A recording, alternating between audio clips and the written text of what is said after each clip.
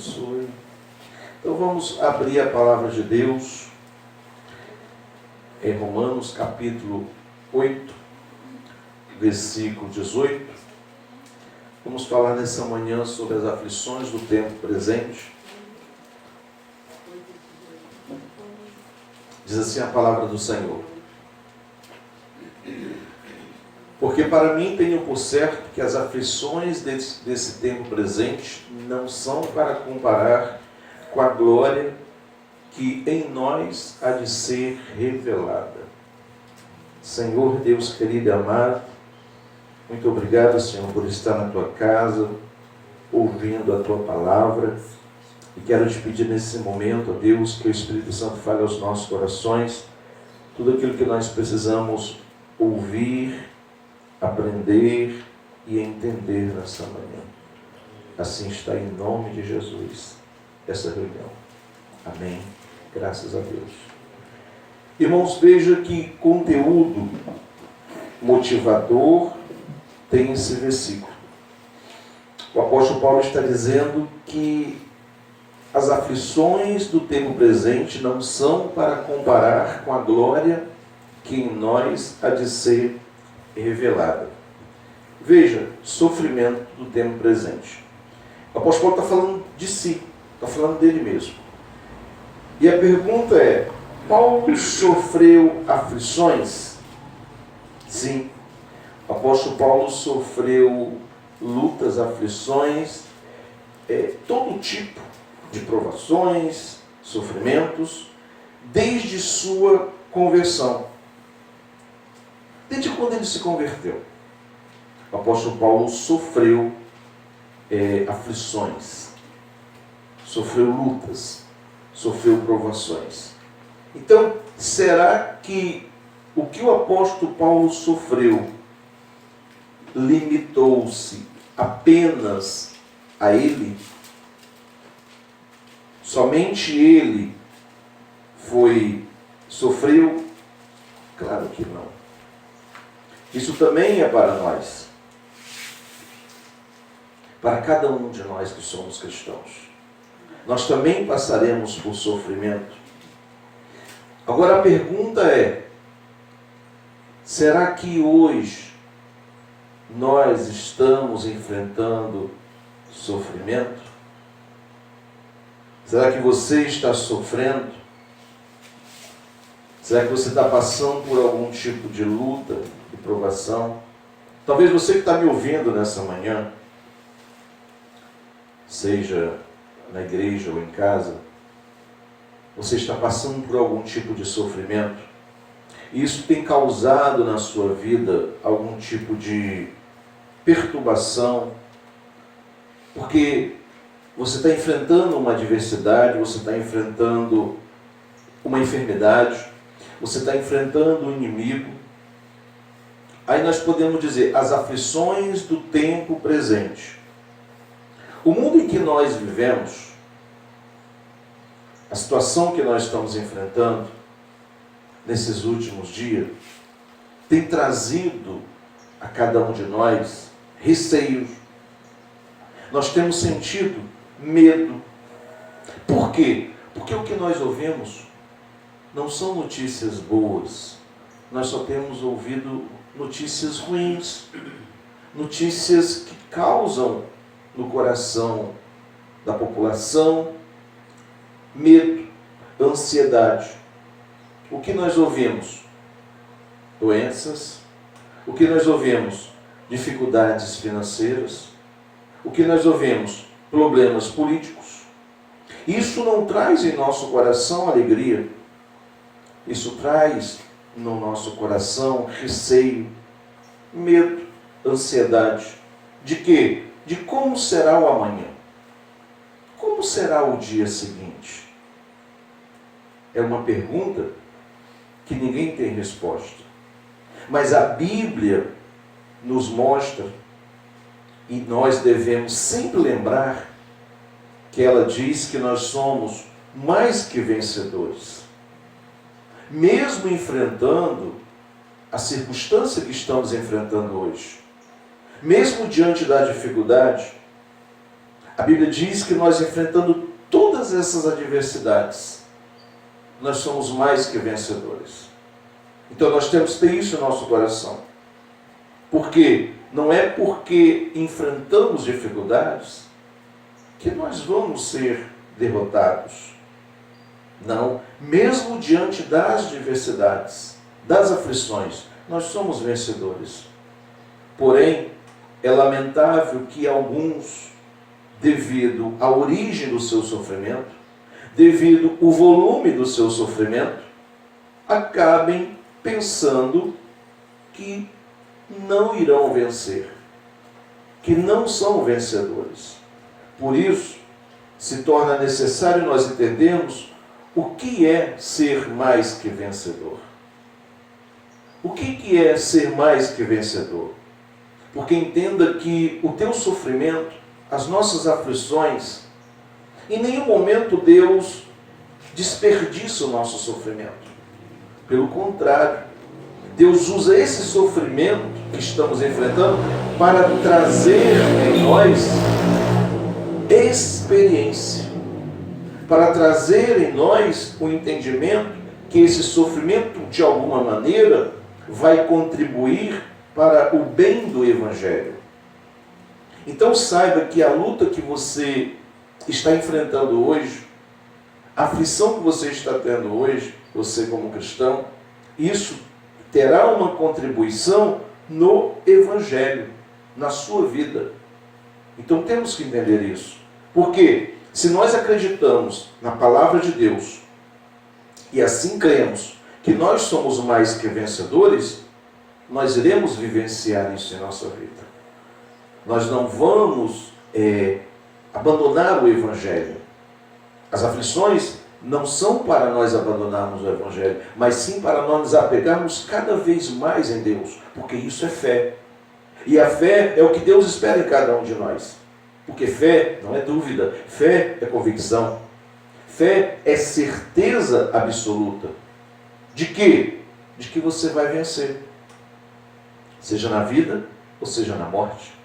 Então nós temos que estar conscientes sobre nossa vida. Devemos ter em mente que vamos passar pelas aflições.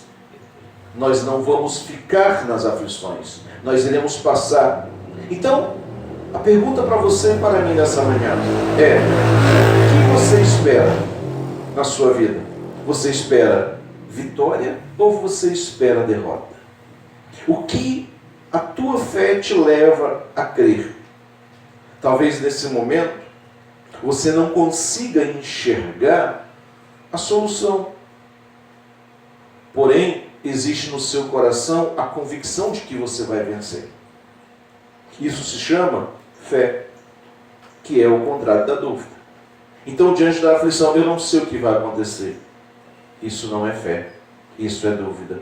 E a dúvida, ela gera em nós o medo. O medo de quê? De que nós não sabemos o que virá pela frente. O medo do desconhecido. E o medo vai promover na sua vida o distanciamento de Deus. Personagens bíblicos da palavra de Deus. Grandes personagens. A Bíblia nos mostra que homens e mulheres de Deus venceram por meio da fé. Não foi devido ao medo. Eles tiveram medo? Nós vamos encontrar que em alguns momentos sim. Talvez é essa situação que nós estamos enfrentando. Medo. Porém, não podemos fazer ou entender que o medo tem que nos controlar. Nós temos que passar por isso. Nós temos que olhar para frente.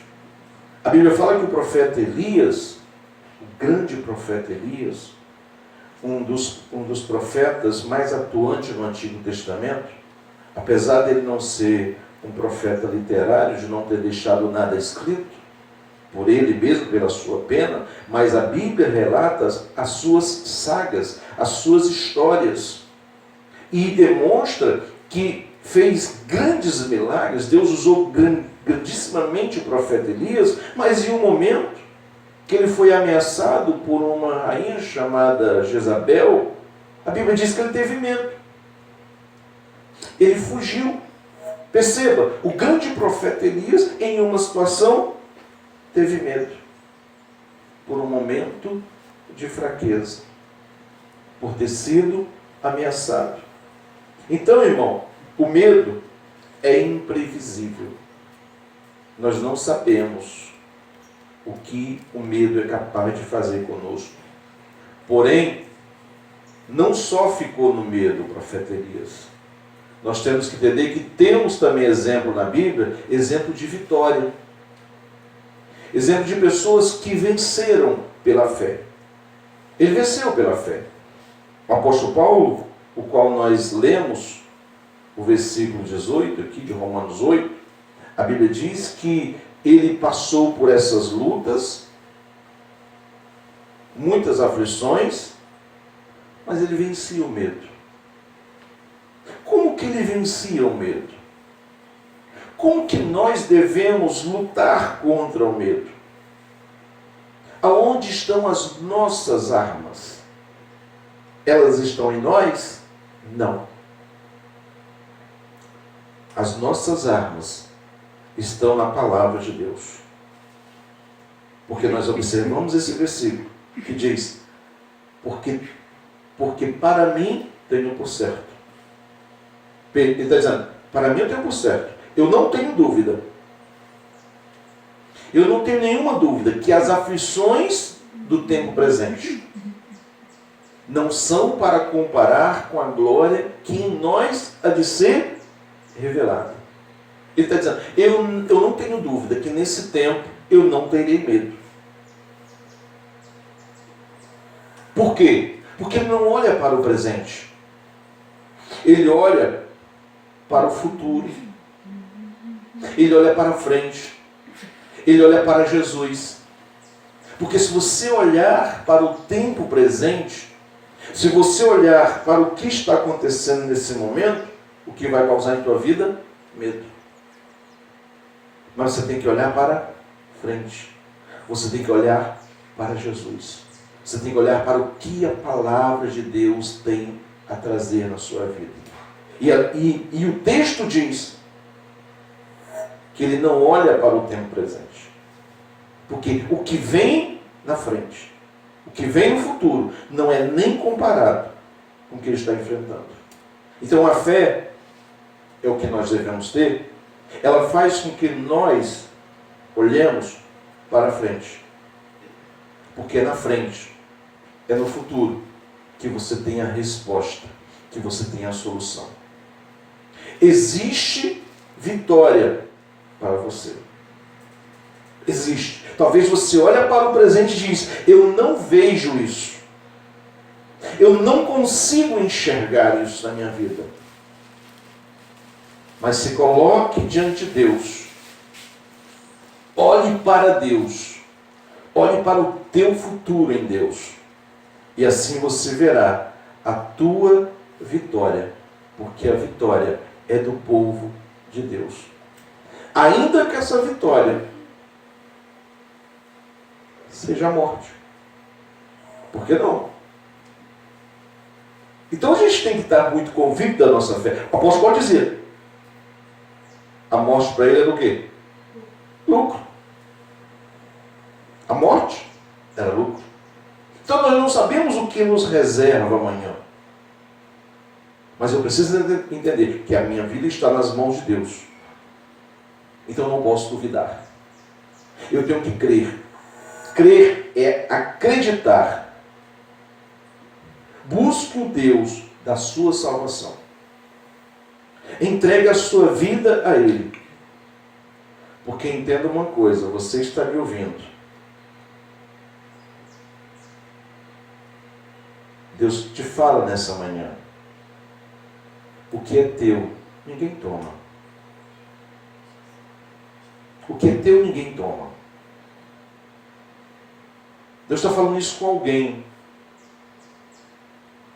Por quê? Porque às vezes o medo de perder algo está te afligindo.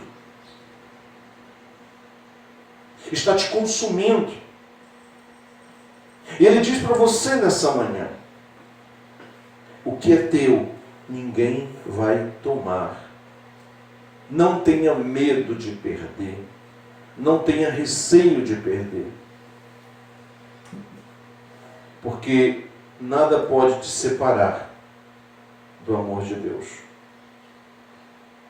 Capítulo 8, versículo 38 e 39 diz assim: porque estou certo de que, mais uma vez o apóstolo Paulo dizendo, eu não tenho dúvida, eu não tenho nenhuma dúvida, eu estou certo de nem a morte, nem a vida, nem os anjos, nem os principados, nem as potestades, nem o presente, nem o porvir, nem a altura, nem a profundidade, nem alguma outra criatura nos poderá separar do amor de Deus que está em Cristo Jesus, nosso Senhor. Nada vai me separar do amor de Deus.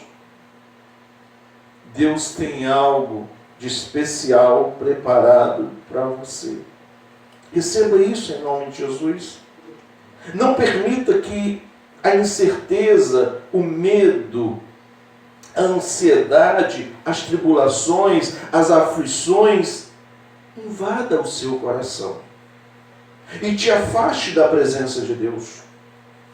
Mas esteja próximo de Deus. Olhe para frente. Olhe para o autor e consumador da tua fé, que é Jesus. Siga Jesus. Toma a sua cruz e siga Jesus. Então não posso me limitar a aceitar que o medo, a ansiedade, a tribulação, as aflições do tempo presente me prendam. Não permita que eu avance. Não. Eu preciso olhar para a palavra. Porque é na palavra que eu tenho a resposta. 2 Coríntios capítulo 4, versículo 17 e 18 diz assim: porque a nossa leve e momentânea tribulação produz para nós um peso eterno de glória muito excelente, não atentando nós nas coisas que se veem, mas nas que não se veem, porque as que veem são temporais, e as que não se veem são eternas. Fé é o que é naquilo que eu vejo ou naquilo que eu não vejo? Naquilo que eu não vejo. Porque as que vejo são temporal. Com fé, eu vou passar por essa luta. Hoje nós não vemos solução para o que está acontecendo. Nós não sabemos. Mas pela fé, nós iremos superar essa situação. Você crê nisso? Se você crê, você diz amém. Amém. Eu creio, em nome de Jesus, que nós vamos vencer. Paulo, mesmo com dificuldade, ele tinha certeza da sua vitória. Por quê? Porque a vitória dele era a vontade de Deus se cumprir na vida dele. A sua vitória é a vontade de Deus se cumprindo em sua vida. Temos esse exemplo na vida de Paulo. Porque a vontade de Deus se cumpriu. Se foi para o bem físico dele ou não, ele não estava preocupado. Ele estava preocupado com que a vontade de Deus se cumprisse. Nós temos um outro exemplo, que foi Jó. A Bíblia diz que 7 filhos de Jó morreram, 3 filhas morreram, família destruída. A Bíblia diz que os bens de Jó foram queimados, vida financeira destruída. A Bíblia diz que veio uma enfermidade sobre a pele de Jó que o consumia, vida física destruída. Então vemos, familiar, financeira e física, atacou Jó.